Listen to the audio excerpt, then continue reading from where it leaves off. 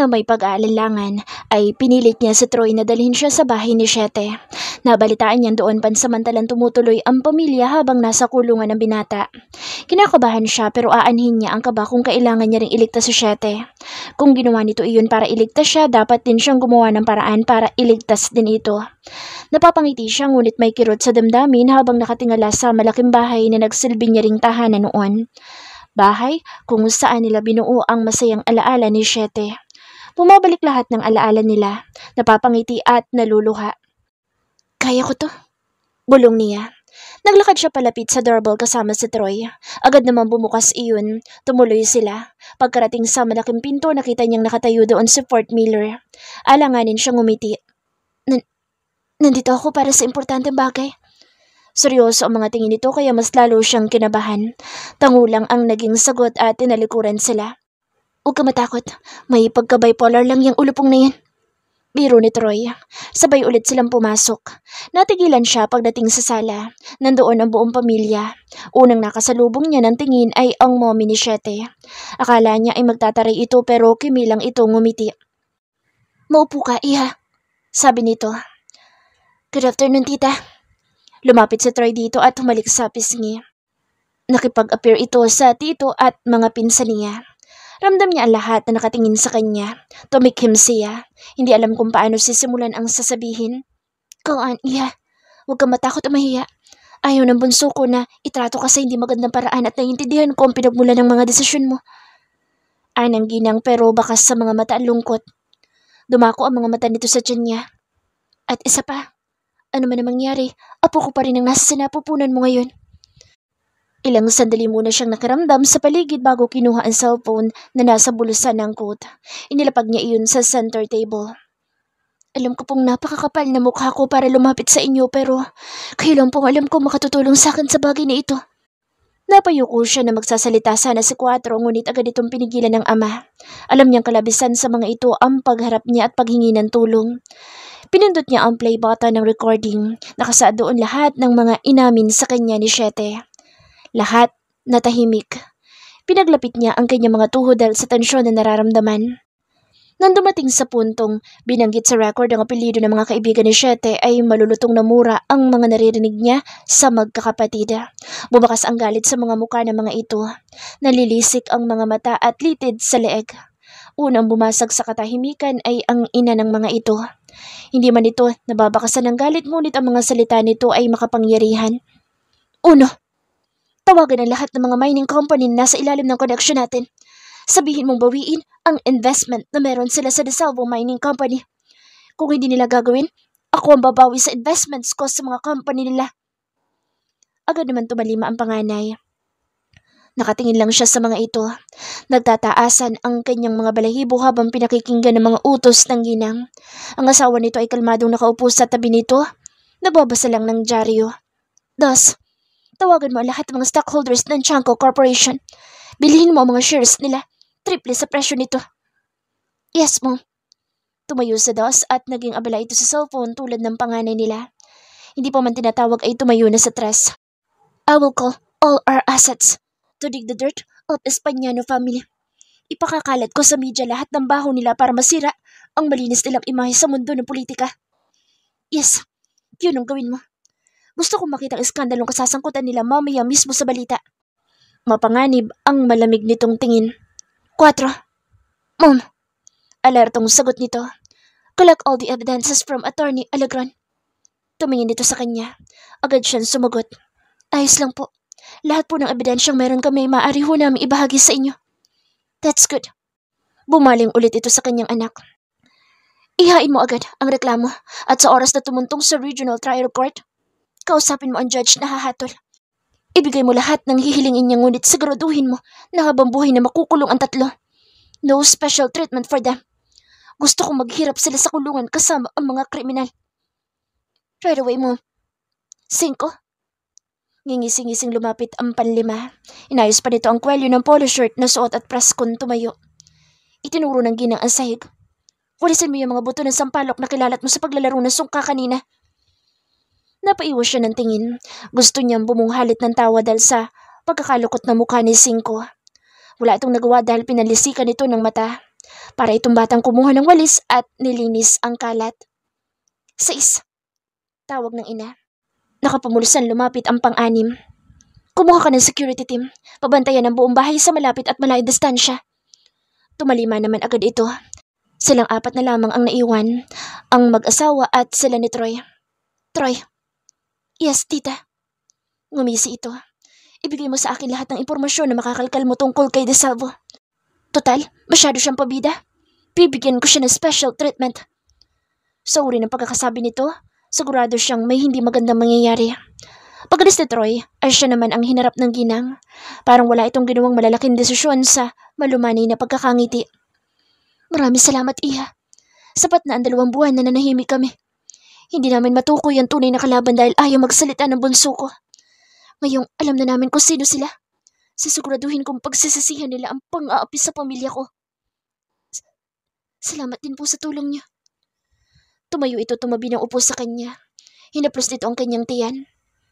Marami na kayong pinagdaanan ng anak ko at hindi ko maaatim na makita kayong masaktan ng apo ko. Gusto ko sanang manatili muna kayo dito para sa kaligtasan ninyo. Pero, hindi nito pinatapos ang sasabihin niya. Kapag nasaktan kayo, mas lalong maghihirap sa Siyete. Natahimik siya. Ayaw niyang madagdagan pa ang paghihirap nito. Nagkaroon ito ng kasalanan sa kanya pero nakita niya ang pagdurusa nito ngayon. Gusto niyang kahit papaano gumaan ang kalooban nito. Ayaw niya ring isugal ang kaligtasan ng kanyang anak dahil siya ang unang mababaliw kapag nawala ito. Ipinundar namin lahat ng kakayahan namin ngayon para lang walang mang-api at manakit sa pamilya namin. Kapag napahamak kayo, para mo na rin sinabing walang saysay ang seguridad na ipinundar namin. Naiintindihan ko po. Anya, tumingin din siya sa kanyang tiyan na hinahaplos nito. Nagpapasalamat siya dahil kahit ang batang nasa sinapupunan niya ay naging matibay ang kapit nito at hindi siya iniwan. Ilang hakbang na lang, makakamit na nila ang tunay na hustisya at ipinapangako niyang hanggang dulo ay kasama nila ang kanyang anak. Hindi ito mawawala sa kanila. Hindi ako papayag. Pagtutulungan tayo para sa kaligayahan niyo ni Siyete. Sa hustisyang nararapat sa inyo. Masuyong sambit nito. Niyakap niya ang ginang at doon niya nakita ang pagpatak ng luha nito. Kahit gaano ito kalakas at mapanganib ay isa pa rin itong ina. Hindi nito kakayanin na mapahamak ang mga anak.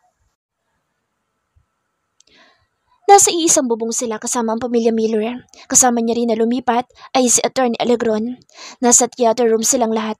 Pinapanood ang latest na balita. Nakangisi ang magkakapatid pati na ang kanilang ina habang pinapanood ang pag-aresto sa ama ni Macquarie Espanyano. Halatang gustong-gusto ng mga ito ang naging resulta. Siya ay tahimik sa huling parte ng mga upuan. Masama man pero nagbubunyi din ang kalooban niya dahil unti-unting nababawasan ang alalahanin niya. Former Vice President Marcos Espanyano, arestado sa salang pagpatay sa dating gobernador Ronaldo Moya. Sa mga nakikita niya ngayon, napatunayan niyang tunay na makapangyarihan ng pamilya ni Siyete. Ang sino mang babangga dito ay hindi magtatagumpay. Hindi nagbago ang pakikitungo sa kanya ng pamilya. Kahit na nagkalamat ang samahan dahil sa mga nangyayari sa kanila ng bunso ng pamilya, ay hindi siya pinakitaan ng mga ito ng masama. Isa sa mga bagay na hinahangaan niya sa mga ito. Napakayaman ngunit nanatiling nakatuntong sa lupa ang mga paa. Hindi lang ang ama niyang aarestuhin. Sinadya ko talagang paisa-isahin ang pag-aresto sa mga kadugo niyang mga salot sa lipunan. Ani third, sumang-ayon naman dito ang mga kapatid. Mali sila ng binangga. Naturing ang mga kaibigan pero mga traidor. Sabi pa ni Sais. Habang nag-uusap-usap ang mga ito, hindi niya napigilan ang antok. Pagod na pagod ang araw niya ngayon. Napakarami nangyari at ang katawan na mismo niya ang bumibigay. Naawa na rin siya sa kanyang anak dahil siguradong napagod din ito sa naging laban nila ngayong araw. Yumuko siya sa armchair at tuluyang nagpatangay sa antok. Madaling araw na ngunit gising na gising pa rin ang mga tao sa bahay ni Siyete. Lahat ay abala sa paghahanda sa lakad nila. Ang inay pinupunasan ng mga baril na nakalatag sa center table at ang asawa nito ay nagkakape sa gilid. Siguraduhin niyong mararamdaman nila kung sinong kinalaban nila. Iparamdam niyong mas mabuti na ang mamatay kesa ang mabuhay at kalabanin tayo. Tugon ng ina. Hindi ko kayo kinukonsente. Gusto ko lang matuto kayo lumaban kahit wala ako. Lagi niyong tatandaan ang kauna-unahang bilin ko. Huwag papatay. Sabay-sabay na bigkas ng 6 na magkakapatid. Nasa iisang linya ang mga ito at sabay-sabay ding sumaludo sa ina na tila mga sundalong nasa training. Kapag natalsikan kayo ng dugo, mag-alcohol agad. Huwag niyong hayaang magtagal sa inyong mga katawan ng dugo ng mga demonyo. Isa-isa niyang inabot ang kalibre 45 sa mga ito. May mga suot na itim na gloves ang bawat isa. Pare-pareho ng suot na black under armor, fitted black leather jeans at armor boots. Mom, hindi ba mukhang ang OA ng mga atar namin? Mga walang itlog lang naman ang pahirapan namin, hindi buong Pilipinas. Basag ni Cinco sa seryosong pagbibigay payo ng kanyang ina. Kung ikaw kayang tagalan ko ng itlog. Napangiwi siya. Sabi ko nga po, Mom, ang astig nito suot namin. Tinawanan siya ng mga kapatid. Naiiling naman si Attorney Alegron na abala sa kanyang laptop. Nagpatuloy sila sa paghahanda ng mga dadalhin. Dumating si Troy. Ang kasuotan nito ay katulad din ng mga pinsan. Handa na sasakyan. Nasecure na rin ang area sa paligid ng hotel room na pinagdalhan sa kanila. Imporma niya. Sumunod sa kanya ang mga pinsan. Nagpaiwan naman ang ina at ama ng mga ito pati na si Alegron. Samantalang si Annalyn ay mahimbing ang tulog sa dating silid ng nobyo. Sumakay ang mga ito sa itim na van. Kalmadong umupo si 1 at 4 sa likod. Kasama ni Troy, sa unahan sa 5 at sa pangalawang hanay ay ang nakapwesto na sina 3, 2 at 6. Binuksan ni 5 ang radyo ng sasakyan. Ilang sandali pa ay sumasabay na ang lahat sa pagkanta. Tila nasa road trip lamang sila. Ako ang unang sasapok sa mga aliporas na satanas. Pagyayabang ni 5 matapos patayin ang radyo. Kung pwede lang patayin na lang natin sila nang mabawasan ng mga walang kwentang tao sa mundo. Ani 2. Subukan mo. Para patayin ka rin ni Mommy. Wala ka rin kwenta eh. Natatawang banat ni 3. Inambahan ito ng suntok ni 2 habang sila'y tinatawanan ito. Ipapakilala ko sa kanila kung sino tayo. Sabi ni 6 at inayos ang manggas ng armor. Ipakilala mo yung kapangitan mo. Buwelta ni 5. Nag-aasara ng mga ito hanggang sa makarating sila sa destinasyon. Walang katao-tao sa kalsada at mga gusali dahil malapit ng madaling araw. Ipinarada ni Troy ang van sa likod ng hotel building. Isa-isa silang nagsilabasan. Sa likod na parte sila dumaan. May isang tauhan na sumalubong sa kanila at iginiya sila sa kwarto kung nasaan ang target. Marami mga gwardya ang nasa paligid. Yumuyuko kapag dinadaanan nila. Madali nilang narating ang pakay. Pagkabukas ng kwarto, walang kagamit-gamit doon, maliban sa 3 silya at 3 lalaki na nakatali. Napatingala mga ito nang marinig ang mga yabag ng mga magkakapatid. Sinarado nila ang pinto at ang isang tauhan ay nagpaiwan sa labas. Pumailan lang ang palakpak ni 4. This is great! Bago pa man mabawi ni Makir ang gulat na reaksyon, umigkas ang paa ni 4 sa ere at tumama iyon sa mukha ng lalaki. Sumubsob ito sa sahig. Nagtatagis ang bagang ng abogado. Galit na galit ang mga mata nito.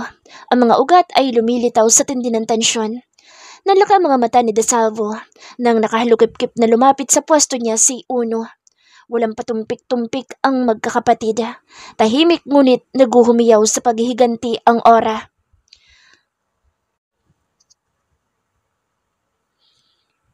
Ipinagamot nila ang 3 magkakaibigan matapos ng pagpapahirap na ginawa nila. At na lumipas ang halos 1 buwan ay hinablan nila sa korte ang mga ebidensyang hawak nila. Siniguro ng pamilya na mananalo sila sa kaso. Alam nilang nasa katarungan sila ngunit nais nilang masiguro ang parusa sa 3. Wala silang narinig na paglaban sa kabilang panig dahil alam ng mga ito na mas lalong masisira ang pamilya ng mga ito kapag ipinagpatuloy ang paglaban sa kanila. Alam nilang kinikim-kim ng mga ito ang galit ngunit hindi na iyon mahalaga. Ang importante ay makulong ang mga ito at mapababa ang sentensya kay Siete. Hanggang sa sumapit ang huling hearing sa korte. Kahit na lumalaki na ang kanyang tiyan ay kailangan niya pa rin tunghayan ang kanilang laban. Tahimik silang nakaupo, katabi niya ang kanyang mga magulang samantalang sa kaliwang bahagi, nandoon ang pamilya Miller at ang iba pang akusado. Kahit na alam na nila ang nangyari ay kasama pa rin sa mga akusado si Siete sapagkat ang katotohanan ay ito pa rin ang gumahasa sa kanya. Ngunit ipinangako sa kanya ng mga magulang ng binata na gagawa ang mga ito ng paraan upang bumaba ang sentensya ni Siete. Pumasok na ang judge. Naganda ang opisyal ng batas. All rise. Wika nito. Agad naman silang tumayo. Nang masiguradong lahat ay nakatayo na, muli itong nagsalita. Department 1 of the Regional Trial Court is now in session. Judge Raimundo Alcazar, presiding. Sandali itong huminto. Please be seated. Haplos-haplos niya ang kanyang tiyan. Kinakabahan pa rin siya. Nakakatansang atmosphere sa loob ng korte. Nagsalita ang judge. Good morning, ladies and gentlemen. Calling the case of Annalyn Bayubay versus 7th, Lexino, Estefan, and Bakwir. Are both sides ready? Tumayo sa attorney Alegron. Ready for our side, Your Honor.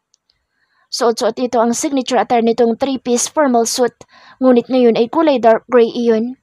Sumagot din ang abogado sa kabilang panig. Ready for the defense, Your Honor. The judge asked for the clerk to swear in the jury. Tumayo ang jury tulad ng nais ng clerk at itinaas ang mga kanang kamay. Muling nagsalita ang clerk para sa pledge na sinang-ayunan ng jurors. Nagsimula na si Attorney Alegron sa pagpapakita ng mga ebidensya. Tahimik namang nakikinig ang lahat. Hawak-hawak ng kanyang ina ang kanyang kamay at nakasandal ang kanyang ulo sa balikat ng ama. Your Honor, and ladies and gentlemen of the jury. Humarap sa attorney sa mga tao bago nagpatuloy. The defendants have been charged with the crime of rape. The evidence will show that on the night of April 15, 2018, the crime happened. The abuse is having her drink in the bar named Nocturne, owned by the defendants. Defendant Estefan De Salvo drugged her and forced her to enter the VIP room where the other defendants are partying. The defendants were caught by the CCTV camera inside the bar. Itinuro nito ng ballpen ang papel na hawak ng judge. The evidence I present will prove to you that the defendants are guilty as charged. Matapos nitong magsalita ay kalmado itong bumalik sa kinauupan. Inayos ang necktie at sa unahan ang tingin. Hindi niya akalain na ganito kabangis ang aura ni Attorney Alegron sa harap ng korte. Nagtaasan ang mga buhok niya sa batok habang pinagmamasdan ng malamig nitong ekspresyon. Ang kabilang abogado naman ang tumayo at nagsalita sa harap ng judge. Hindi na si Fort Miller ang humawak sa kaso ng kapatid dahil may nakalaan itong proseso. Kapag nahatulan ng mga ito ay balak ng umapila ng pamilya upang mapababa ang hatol kay Siete. Your Honor and ladies and gentlemen of the jury. May ibinigay din itong papel sa tagahatol. Under the law, my clients presumed innocent until proven guilty. Nagpatuloy ito sa paghahayag ng kanilang depensa. Nakikinig lamang sila kahit na hindi sang-ayon sa sinasabi ng abogado. Therefore, my clients are not guilty. Matapos ang mga sinabi nito ay tinawag na ang unang witness na magbibigay testimonya. Ang nakuha nilang witness ay ang waiter na nagbigay sa kanya ng inumin noong gabing iyon. Nagsalita ang judge. The prosecution may call its first witness. Nagsalita ang deputy district attorney. The abuse, call the waiter of the bar. Pinasumpa muna ang witness bago ito hinayaang magpahayag ng kanyang mga nakita. Napabaling siya sa gawin nila Siete at naabutan niya itong nakatingin sa kanyang tiyan. Gumalaw siya upang tumingin ito sa kanya at hindi siya nabigo nang magkasalubong ang kanilang mga mata. Ngumiti siya at tumango dito. Baka sa mga mata nito ang pangungulila ngunit alam nilang makakaya nilang magtiis para sa katahimikan ng lahat. Ipinapangako niyang hihintayin niya ito kahit na anong mangyari. Sa dami ng kanilang pinagdaanan, walang kahit na anong pagsubok ang titibag sa kanila. Tatapos ang pagpapahayag ng unang witness. Tinawag ng judge ang pangalawang witness, si Troy. Nagpa siya itong tumayo bilang testigo. Naging mahinahon naman ang pagpapahayag nito hanggang sa dumako sa ikatlong witness, si Aling Esther. Kasunod ay si Amanda. Hindi pinilit ng judge na magsalita ang defendant ngunit pumayag si Siete na magbigay ng testimonya ukol sa kaso. Nakayuko lamang ang tatlo. Wala na mga sugat ng mga ito at tila hindi dumaan sa matinding torture. Sinuguro iyon ng pamilya Miller. Nais ng mga ito na sa isip ng mga ito tumatak ang mga naging paghihirap. Naiiling na lamang ang abogado sa kanilang panig. Nagkatinginan sina Attorney Alegron at ang abogado sa kabila. Nangaasar na nagkibit-balikat ang dalaga. Ilang oras ang inabot ng paglalatag ng mga witness at ang mga statements ng bawat panig.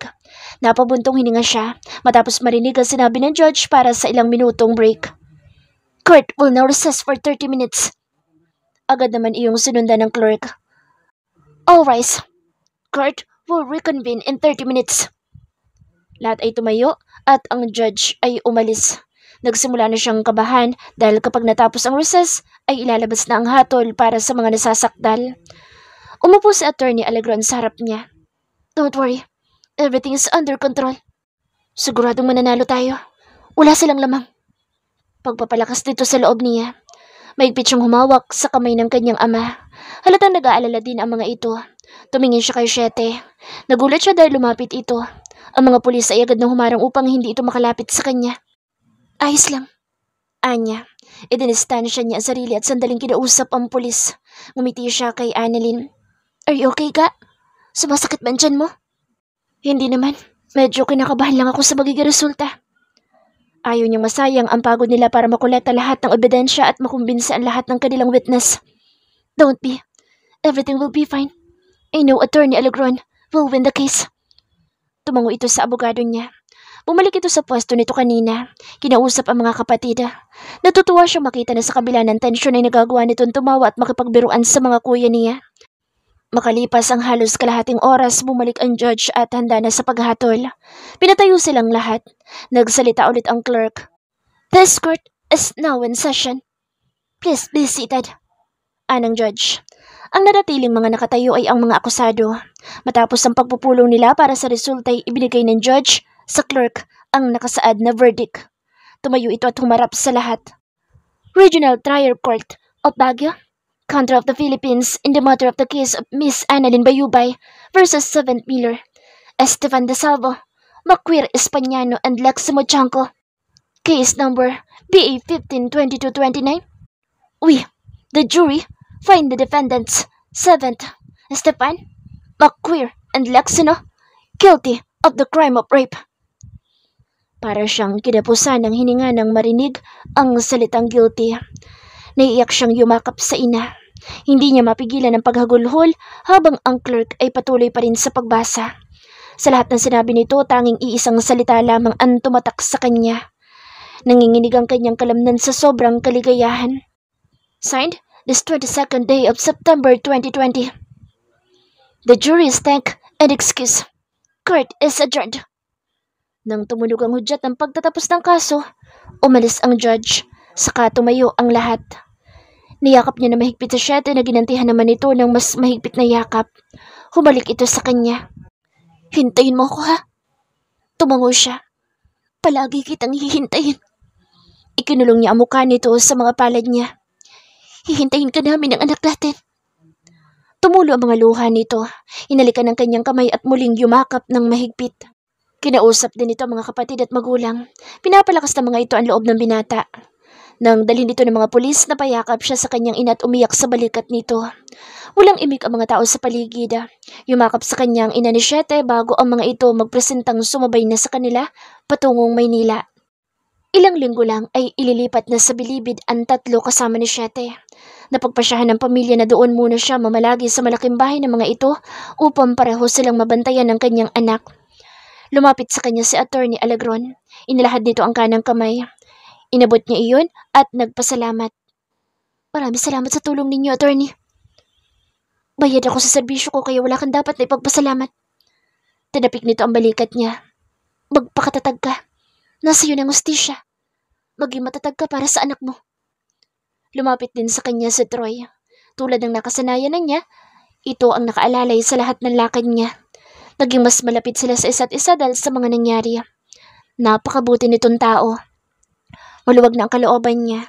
Alam niya sa pagkamit ng hustisya, siya magiging masaya.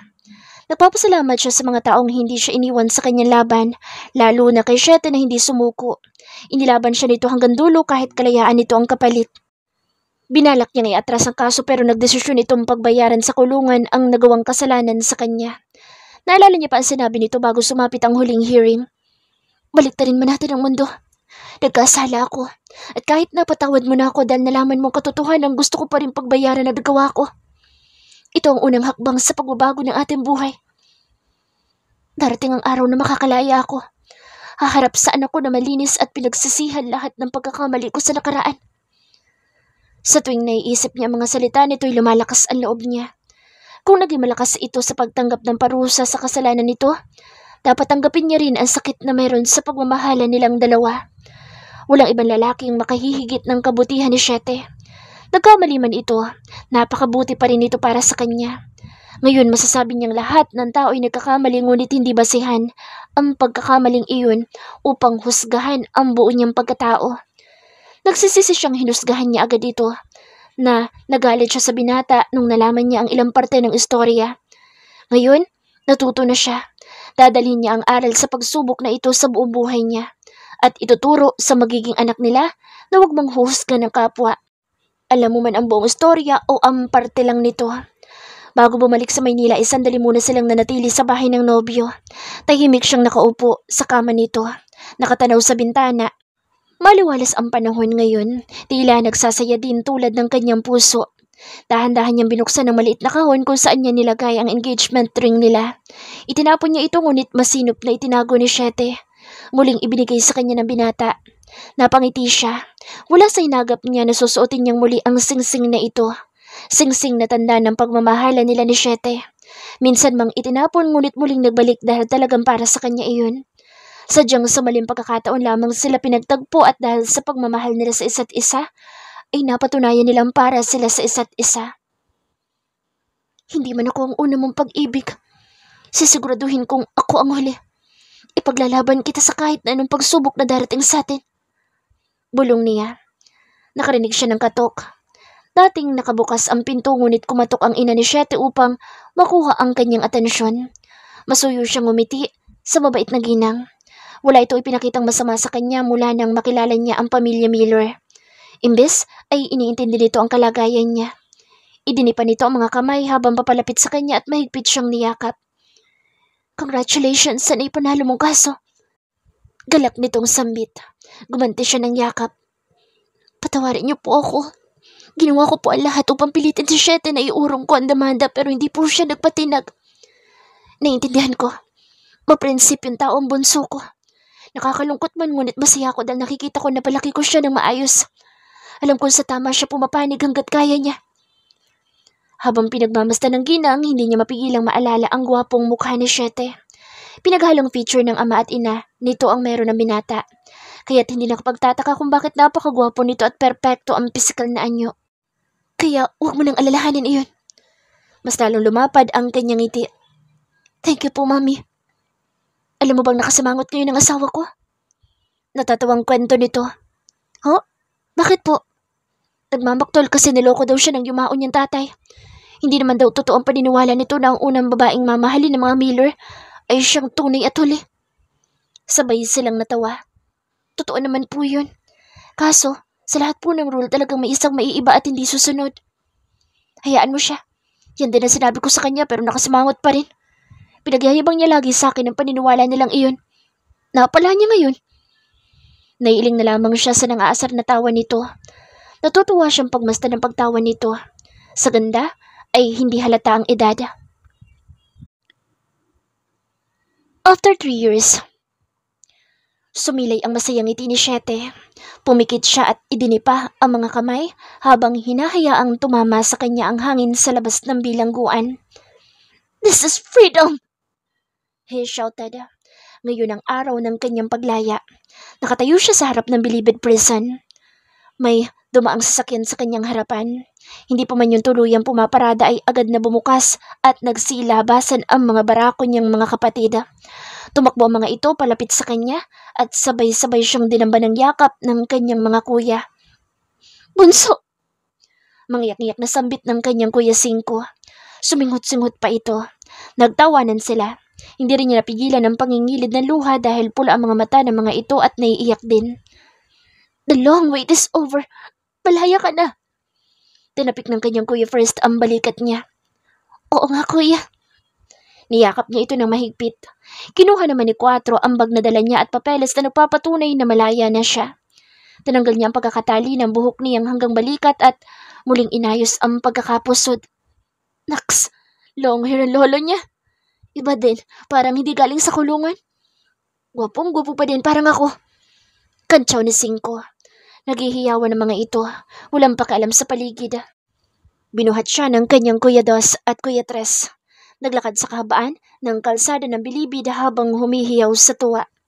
Tawang-tawa siya sa kalokohan ng mga ito. Napupuno ng kaligayahan ng kanyang puso. Malaya ng aming bunso! Sigaw na lahat. Ramdam niya ang pagmamahal ng mga ito. Ibinaba siya ng mga ito sa tapat ng kotseng dala ng magkakapatid. Sumakay sila. Sa isiping makikita na niya ang kanyang mag-ina, ay sobra siyang kinakabahan at na-excite. Sa picture niya lamang ang mga ito nakikita. Laking pasasalamat niya sa ina na hindi pinabayaan ng mga ito at bawat mahalagang okasyon na dumating sa buhay ng kanyang anak ay kinunan nito ng litrato at dinadala sa kanya. Para na din niyang nasusubaybayan ng personal ang paglaki nito. Ikaw lang atang nakulong na paglabas para pa ring model ng Victoria's Secret. Tiningnan dinising ko ang muka sa rearview mirror at nagpapogi sign. Ayaw mo talagang may nakakatalo sa kapuguyuan mo ko, no? Sabat ni Sais. Pangit ka kasi. Napuno ng kantsawan ang buong sasakyan. Nagpapayabangan kung sino mas gwapo at mas habulin ng mga babae. Namiss niyang ganitong parte ng buhay niya. Nag-uusap-usap sila magkakapatid na parang walang pakialam sa mundo.